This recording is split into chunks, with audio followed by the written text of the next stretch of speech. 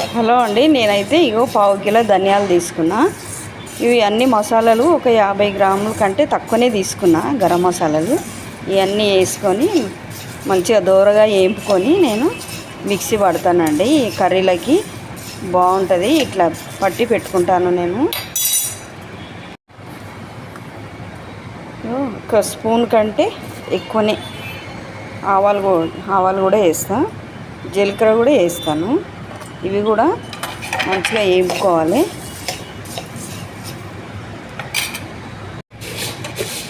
ఒక స్పూన్ అన్ని మెంతులు కూడా వేస్తున్నా. అన్ని మసాలాలు, మెంతులు, ఆవాలు, జీలకర్ర అన్నీ వేపి దూరగా వేపుకొని మిక్సీ పట్టి పెట్టుకుంటాను నేను. చాలా బాగుంటుంది ఇట్లా వేపి పెట్టుకుంటే. ధనియాలు బాగా దూరగా ఇట్లా వేపుకోవాలండి. వేపుకున్న తర్వాత ఒక స్పూను ఉప్పు వేసుకొని మిక్సీ పట్టుకోవాలి. అన్నీ మిక్సీలో వేసేసిన ధనియాలన్నీ ఇప్పుడు మనం మిక్సీ పట్టుకోవాలి.